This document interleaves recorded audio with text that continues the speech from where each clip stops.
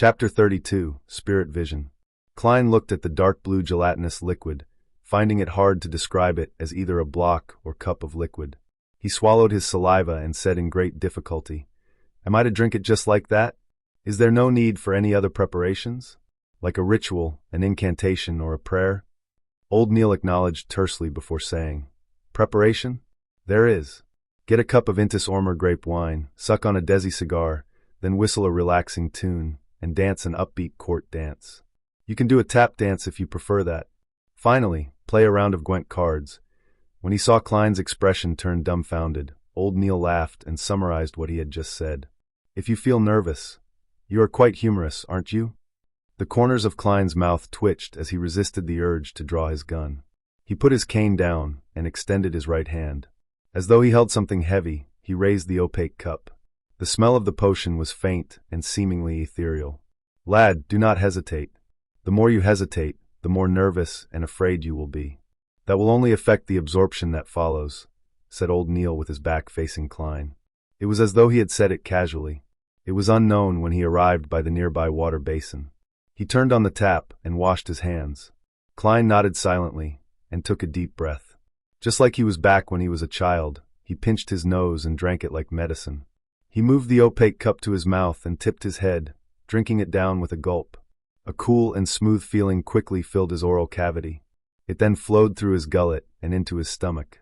The sticky, dark blue liquid seemed to grow out thin and long tentacles, bringing stimulation and coldness to every cell in Klein's body.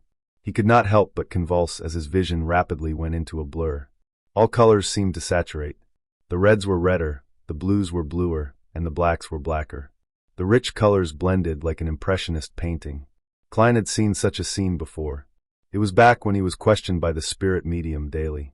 At that moment, his vision became a blur, and although his mind felt light, it was clear. He felt like a castaway floating in the sea. Slowly, his surroundings turned discernible. All the colors returned to their original as a grayish and blurry fog emanated. Around him were forms he found difficult to describe. There were transparent objects that did not seem to exist. Deep down, there were lustrous brilliances of different colors which seemed to possess life or contain immense knowledge. This is a little similar to what I saw during the luck enhancement ritual. As Klein instinctively looked down, he realized that he was still standing in his original spot, body convulsing. Suddenly, he came to a realization, causing his consciousness to sink abruptly and fuse with him. Boom! The fog quickly dissipated as the colors restored to normal. The bright, clear halo and the inexistent objects instantly vanished.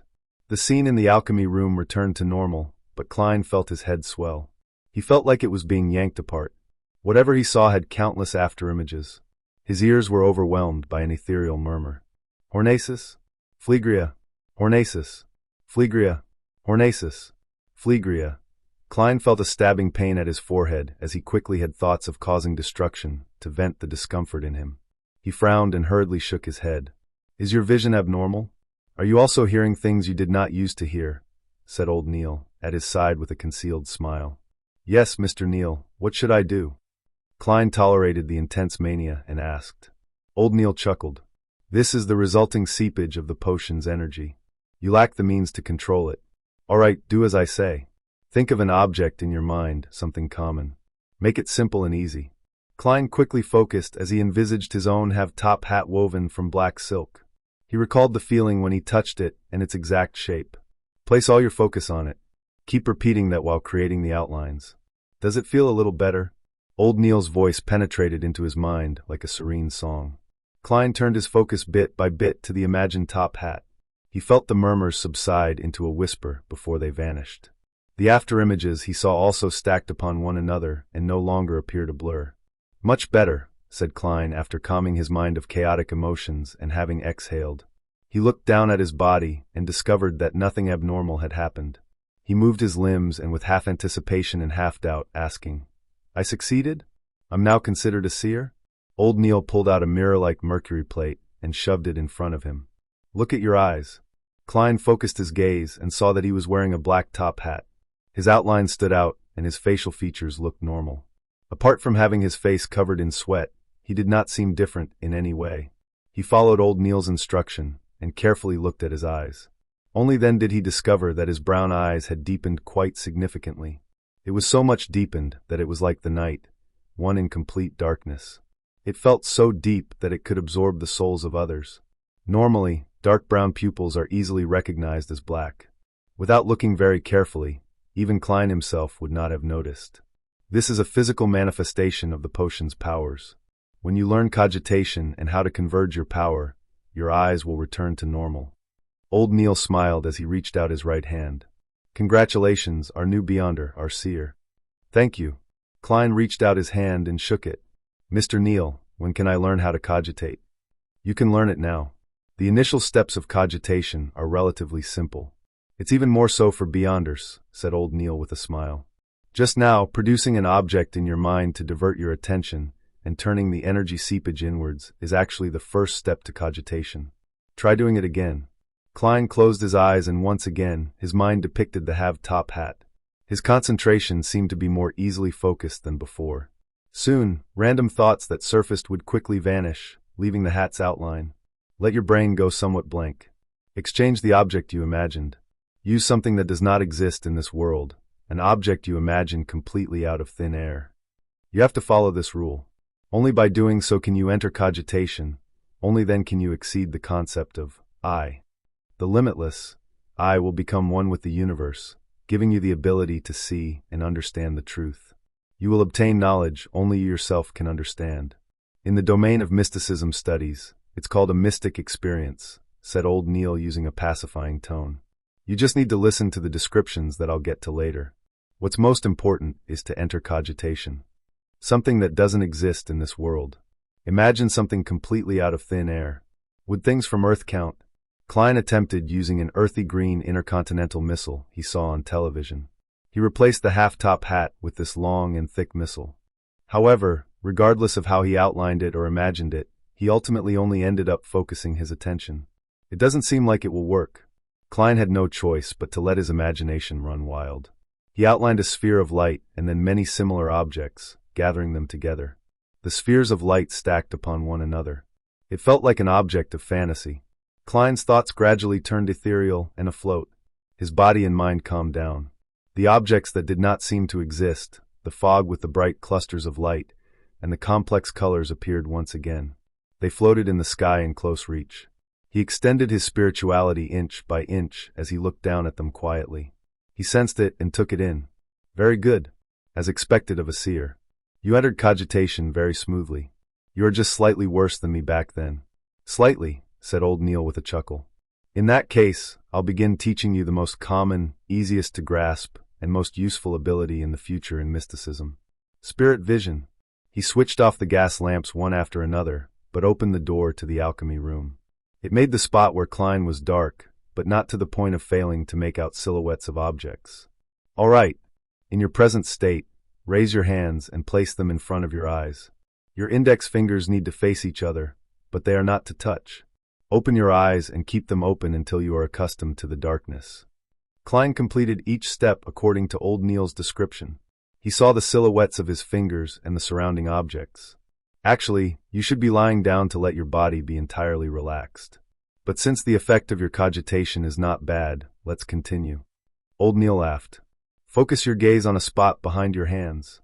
It has to be behind. Then, slowly move your fingers and maintain the same pose without touching them. Also, do not pull them out of your sight. Klein calmly listened to it and cast his gaze at an empty spot behind his palms. He then slowly moved his index fingers within his vision. Once, twice, thrice. Suddenly, Klein saw a fiery red color in between his fingers. He let out a sound. You see color? That's right. That's the initial step to spirit vision. The color you see is your aura, said Old Neil with a chuckle. No rush. Do it a few more times. After stabilizing it, look elsewhere. I'll also take this opportunity to explain to you the different meanings of the different colors. All right. Klein moved his fingers back and forth while having his vision trained on the fiery red. Old Neil thought for a moment before saying, to put it simply, the mainstream way of mysticism is to split non-physical parts of a human into 4 levels. At its core is the soul body, which is also everyone's basic spirituality. There is a school of thought that believes all biological creatures have spirituality and have a soul body. I'm not sure about anything else, But to mystery priors, the goal of cogitation and the method to increase our strength is directed toward the soul body. Outside the soul body is the astral projection. It is the means for the soul body to communicate with the spirit world and with the cosmos. It's considered an external manifestation of the soul body. Besides, it will be directly related to your personal ambition and your prevailing emotions. The scenes you see after consuming the potion are scenes your astral projection sees when it wanders through the spirit world. That world does not obey the laws of the physical world. It involves exceeding the concept of I, the limitless I, and the universe's I. The past, present, and future might be stacked upon one another, and that is the source of divination. In the spirit world, what you see is just an imagery, a symbol. You have to interpret it to understand its actual meaning. Divination and many magic spells are cast through the astral projection. Do not mistake its relationship and differences with a soul body. One is just a body, and the other is for form. Klein continued looking at the aura in between his fingertips and made the simple conclusion. Further out will be the body of heart and mind. From this point forth, it will combine with the physical body. It involves your brain and is an overall manifestation of your inferential abilities, your analytical abilities, your observational abilities, and identification abilities. Some potions will mainly raise this. Quite a number of magic spells target it as well. Old Neil explained in relatively great detail. The outermost layer is the ether body. It is a manifestation of your vital energies and physical form. The aura color you see is an external phenomenon of your ether body. In other words, apart from the spiritual bodies, ghosts, and specters you can see directly with spirit vision, it might also include certain existences that should not be seen. You can also see the ether bodies of others or their auras. From their thickness, brightness, and color, you can determine their health and emotional state. When your spirit vision improves and you grasp more mysticism knowledge, you will be able to discover even more details. You can even determine the lifespan of others. By the way, the emotional state I mentioned would also manifest itself because of your astral projection. When you go higher in sequence, your spirit vision will reach a relatively high stage. Someone else's astral projection will even be detectable. That way, you will learn even more things. This is a level only seers and mystery priors can attain. Some fellows even claim that the strongest form of spirit vision allows one to see anything in any place, including the past and future. However, I'm skeptical about it. It sounds quite powerful. Klein was almost turning eager. Old Neil coughed and continued, "Let's return to the ether body and the colors of the auras. Your limbs and parts that are required in motion will appear red. Your head and brain's surface will appear as purple. Spots that excrete waste will appear orange. The digestion system will appear as yellow. The heart and other regulatory systems will appear green. Your throat and other parts of the nervous system will appear blue. An entirely balanced body will make a body be cloaked in white. That is a symbol of health. Once it turns dark or the thickness thins, the color will change. That indicates that the corresponding spot has turned problematic. It means it's in a state of exhaustion or illness. In addition, the inner layer of the astral projection represents prevailing emotions. Red means passion and excitement. Orange means warmth and satisfaction. Yellow means happiness and extroversion. Green means calm and peace. Blue means coldness and stillness that one is in thought. White means brightness and eagerness to improve. Dark colors mean worry, sorrow, and silence. Purple means that spirituality is taking control of the lead, coldness, and estrangement. Klein silently memorized the information and stabilized his initial spirit vision. Good, you can look at other objects. Old Neil did not speak further as he nodded.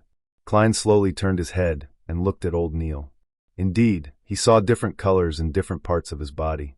The aura was both thick and thin at different spots. The purple color at his head was brightest, and his limbs' redness was relatively dark.